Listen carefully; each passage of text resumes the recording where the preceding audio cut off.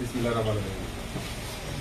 আজ গরুল ইউনিয়নের ৫ নং ওয়ার্ড বিএনপি কর্তৃক আয়োজিত আজকের এই সভায় সভাপতিত্ব করছেন মাইনুল ভাই এবং প্রধান অতিথি হিসেবে উপস্থিত আছেন গরুল ইউনিয়নবাসীর সুপরিচিত মুখ, আমাদের প্রিয় মানুষ, প্রিয় ব্যক্তি, যিনি গরুল ইউনিয়ন বিএনপির রাজনীতিকে ত্বরান্বিত করার লক্ষ্যে নিরলসভাবে দিনরাত পরিশ্রম করে যাচ্ছেন কালীগঞ্জ উপজেলা বিএনপির সম্মানিত যুগ্ম আহ্বায়ক এবং গরুল ইউনিয়ন বিএনপির সম্মানিত সদস্য সচিব জনাব আবুল হাসান ইসলাম সহ বিশেষ অতিথি হিসেবে উপস্থিত আছেন মফিজুল ভাই, আমাদের শহীদুল ভাই আছেন, রানাবাড়ি ইউনিয়নের মিজান ভাই থেকে শুরু করে মঞ্চের সামনে যারা উপস্থিত আছেন নন্দিত মায়ের গর্বিত সন্তানেরা সকলকে জানাই বাংলাদেশ জাতীয় দল কালীগঞ্জ উপজেলা পক্ষ থেকে শুভেচ্ছা এবং অভিনন্দন।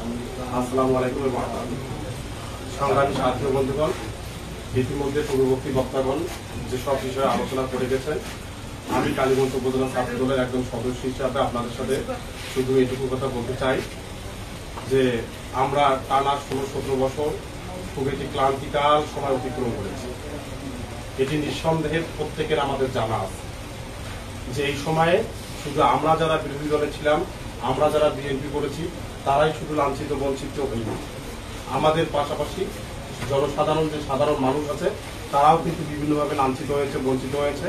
তারাও কিন্তু গত ফ্যাসিস্ট সরকারের বিরুদ্ধে কোনো কথা বললে বা সত্য কথা বললে তারাও কিন্তু লাঞ্ছিত বঞ্চিত হয়েছে।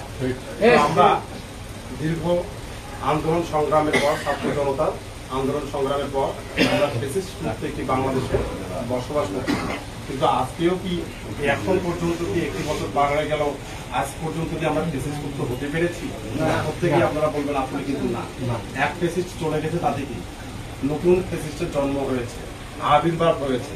তারা বিভিন্নভাবে বিভিন্ন কলাকৌশল করে বিভিন্ন ধর্মের দোহাই দিয়ে তারা কিন্তু প্রচার প্রচারণা চালাচ্ছে, এটি অব্যাহত রেখেছে। তারা বলে ইসলাম কায়েম করবে। আসলে ভাই, নবী করিম সাল্লাল্লাহু আলাইহি ওয়াসাল্লামের জীবন আদর্শ যদি আমরা তাকাই, প্রত্যেকটা নবী রাসূলের যদি জীবন আদর্শ তাকাই, তারা মানুষকে মিথ্যাচার করে কখনোই ইসলামের দিকে টানেনি, টানছিল না। আসলে নামাজ পড়লেই কি সে মুসলমান হয়ে গেল? তাও কিন্তু না। এখানে অনেক মুরব্বী আসলে বলবো, তাদের সাথে অ্যাড করবো যে নামাজ পড়লেই হবে না, নামাজ পড়া অবস্থায় ১৭ ধরনের ব্যক্তি জাহান্নামে যাবে। শুধু নামাজ পড়লেই হবে, ইসলামের দাওয়াত দিলেই হবে। আমার নীতি নৈতিকতা যদি হবে, ইসলামের প্রথম কাজটা কি? ইসলামের প্রথম কাজটা হচ্ছে নিজে পরিশুদ্ধ হওয়া। আমার নিজেকে আগে পরিশুদ্ধ হতে হবে, তারপর কি করতে হবে? আমার পরিবারকে ইসলামমুখী করতে হবে।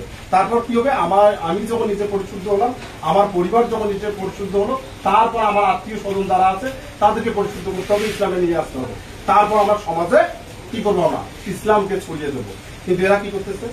নিজে ইসলাম মানে না, নিজের বংশ ইসলাম মানে না, নিজের বেড়া গাঁজা কর, ডাল কর, মদ কর ঘুরে বেড়াচ্ছে, অথচ এরা সমাজে আসতেছে ইসলাম প্রচার করার জন্য। এটি কিন্তু এদের মূল উদ্দেশ্য না। আপনাদের জানতে হবে, বুঝতে হবে। আপনারা প্রত্যেকেই সচেতন নাগরিক, আপনাদেরকে বুঝতে হবে এটি কিন্তু তাদের মূল উদ্দেশ্য নয়। এরা ৭১ সালে কি করেছিল? মা বোনের ইজ্জত লুণ্ঠন করেছিল। আর এই ২৪ এবং ২৫ সালে এসে এরা মানুষের ঈমান নষ্ট করতেছে, লুট করতেছে। এখান থেকে আমাদেরকে সজাগ এবং সচেতন হতে হবে। আমি ছাত্র দলের পক্ষ থেকে আপনাদেরকে এটুকু কথা বলতে চাই, আপনাদের দোয়ায় আল্লাহর রহমতে আমি ৭২টি ওয়ার্ড কালীগঞ্জ উপজেলা ৭২টি ওয়ার্ডে গিয়েছি, প্রত্যেকটি ওয়ার্ডে নেতৃত্ব দিয়েছি, কথাবার্তা বলেছি। প্রত্যেকটি ওয়ার্ডে আল্লাহ চায় জনগণের সাথে মিশে আমাদের ছাত্র দলকে এগিয়ে নেওয়ার জন্য যা যা করার দরকার, আমাদের অধ্যক্ষ আসমির হবিব দুলু মহোদয়ের নির্দেশে আমাদের ছাত্রদল সর্বাত্মকভাবে কালীগঞ্জ উপজেলায় ছড়িয়ে ছিটিয়ে আছে। তো আপনাদেরকে এটুকু আশ্বস্ত করতে চাই আজকের এই মত বিনিময় সভা থেকে যে আপনারা কাউকে প্রতিপক্ষ না ভেবে, কাউকে প্রতিপক্ষ ভাবলে তারা কিন্তু আগায় যাবে।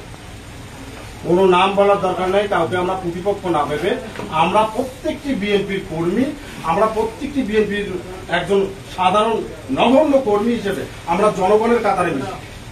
আমাদের উচিত হবে জনগণকে শহীদ জিয়ার আদর্শ, দেশনেত্রী বেগম খালেদা জিয়ার আদর্শ এবং আমাদের আগামী দিনের আগামীর রাষ্ট্রনায়ক, আগামীর বাংলাদেশ জনাব তারেক রহমান যে মেসেজগুলো দিচ্ছে, এই মেসেজগুলো জনসাধারণের কাছে পৌঁছে দেওয়া। আপনারা কেন বিএনপিকে ভোট দেবেন? বিএনপি আগামী রাষ্ট্র ক্ষমতায় আসলে কি কি করবে, আমাদের যে 31 দফা আছে রাষ্ট্র মেরামতের, সেই 31 দফায় কিন্তু আগামী বাংলাদেশ কেমন হবে, আগামী বাংলাদেশ সাম্য এবং মানবিক বাংলাদেশ বিনির্মাণের যে বিএনপি যে অগ্রগতি এবং অগ্রযাত্রায় যে কাজ করতেছে, সেই দিকগুলো আমাদেরকে জনগণের সামনে তুলে ধরতে হবে। একটু আগে ভাই বলেছেন, ভাইয়ের কথা আমি শেয়ার করি, ভাই বলেছেন আমরা কোনো ভাই মানি না। হ্যাঁ, কোনো ভাই মানি না, আমরা মানি কি ধানের শীষ। কিন্তু ভাই ধানের শীষ মানতে গেলে তো কোনো না কোনো ভাইয়ের নির্দেশে, কোনো না কোনো ভাইয়ের মাধ্যমে আমাদেরকে জনসাধারণের কাছে যেতে হবে। আমি এটুকু কথা বলতে চাই, আমরা ভাই মানি এটা সত্য, কিন্তু কালীগঞ্জ উপজেলার সভাপতি যিনি আমাদের প্রিয় নেতা জনাব জাহাঙ্গীর আলম মহোদয়, তিনি দীর্ঘদিন যাবত কালীগঞ্জ উপজেলার রাজনীতিকে, কালীগঞ্জ উপজেলার বিএনপিকে যেভাবে বুকে আগলে রেখেছেন, আপনারা প্রত্যেকেই বলতে পারবেন যে অন্য কোন নেতা এই আন্দোলন সংগ্রাম থেকে শুরু করে অন্য কোন নেতা এই কালীগঞ্জ উপজেলা বিএনপিকে আগলে রেখেছিলেন? হ্যাঁ, আমরা জাহাঙ্গীর ভাইকে মানি, ঠিক আছে, আমরা জাহাঙ্গীর ভাইকে মানি না, কখন মানবো না? দল যাকে বিবেচনা করে ধানের শীষ মার্কা দেবে, ধানের শীষ মার্কা দেবে, আমরা ধানের শীষের কাজ করব, এটা বাস্তবতা। কিন্তু কালীগঞ্জ উপজেলার বিএনপির জায়গায় যদি জাহাঙ্গীর ভাই না থাকে, আজকে মুক্তা ভাই থাকে, আমরা মুক্তা ভাইয়ের নির্দেশে ধানের শীষের কাজ করব। তার মানে যে আমরা মুক্তা ভাইয়ের হয়ে গেলাম তা কিন্তু না। কিন্তু যেহেতু উনি রানিং এই উপজেলার একজন সভাপতি, আমরা এই উপজেলায় কাজ করি, আমাদেরকে ভাই আমরা উপজেলা ছাত্র দলে আছি, আমাদের তো একজনের একজন মানতে হবে। আপনার ইউনিয়নের রাজনীতি করেন, এই ইউনিয়নে মুক্তা ভাই আছেন সদস্য সচিব, সেক্রেটারি, ওনাকে মেনেই তো আপনাদেরকে রাজনীতি করতে হবে নাকি?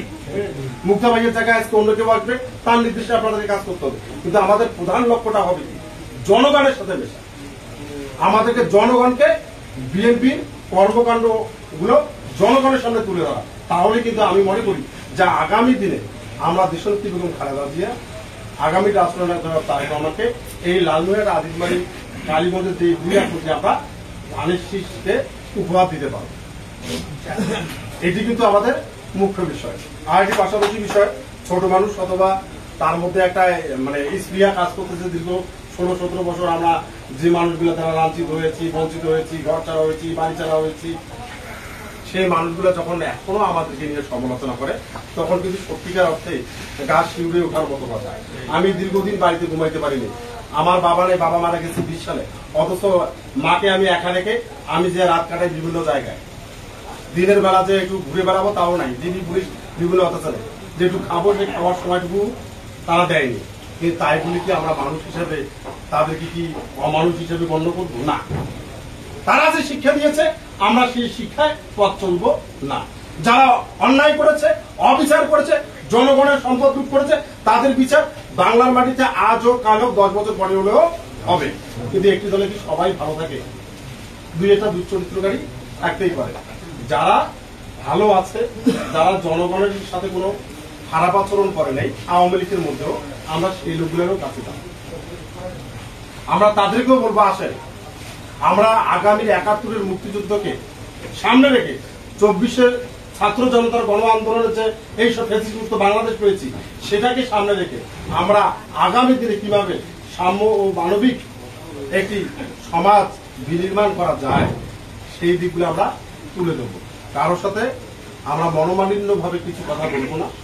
আমি ছাত্র দলের পক্ষ থেকে এখানে যারা আছেন সবচাইতে ছোট মানুষ হিসেবে আপনাদেরকে করজোর অনুরোধ করব যে অতীতের সকল ভুলভ্রান্তি ভুলে গিয়ে জনাব তারেক রহমান গত পরশুদিন একটি কথা বলেছেন যে আসেন এখনো সবাই কাঁধে কাঁধ মিলিয়ে একতাবদ্ধ হয়ে কিভাবে জনগণকে তার জনগণের যে অধিকারগুলো আছে, মৌলিক অধিকার থেকে শুরু করে ভোটাধিকার থেকে শুরু করে প্রত্যেকটি অধিকার আমরা যদি জনগণের ম্যান্ডেট নিয়ে আগামী দিনে রাষ্ট্র ক্ষমতায় যাই, তা আমরা এই বিষয়গুলো জনগণকে আমরা ফিরিয়ে দেব।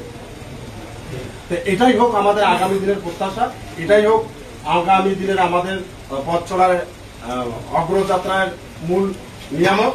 সেই সাথে আরেকটি কথা বলে আমি আমার বক্তব্য শেষ করব, সেটি হচ্ছে আমাদের উত্তরবঙ্গের লৌহ মানব, যাকে আমরা আমাদের রাজনৈতিক অভিভাবক হিসাবেই মানি, যাকে যে মানুষটিকে আমাদের যুগ্ম মহাসচিব শামসুজ্জামান দুদু সাহেব বলে গেছেন যে আমি এই লোকটির মধ্যে আমি মাওলানা ভাসানীর প্রতিচ্ছবি খুঁজে পাই, সেই ব্যক্তি, যে ব্যক্তি আলোকিত লালমনিরহাট গড়ার স্বপ্নদ্রষ্টা, যিনি আমাদের লালমনিরহাট জেলা বিএনপির সম্মানিত সংগ্রামী সভাপতি জনাব অধ্যক্ষ আসাদুল আহমেদ দুলু, এই মানুষটি, এই ব্যক্তিটি আমাদের অহংকার, তিনি আগামী 25 তারিখ দলগ্রাম হাই স্কুল মাঠে আসবেন। সেই হাই স্কুল মাঠের আমাদের আপনাদের হিন্দু সম্প্রদায়ের লোকদের সাথে উনি মত বিনিময় করবেন, একটি জনসভা করবেন। সেই জনসভা কিভাবে সাফল্যমণ্ডিত করা যায় সেই দিকটি মাথায় নিয়ে আমরা যেমন নিজেরা যাব, পাশাপাশি ভাই বলেছেন যে হিন্দু সম্প্রদায়ের লোকদেরকে আমাদের যে পাড়া প্রতিবেশী আছে আমরা তাদেরকে নিয়েও সেই প্রোগ্রামে উপস্থিত হব।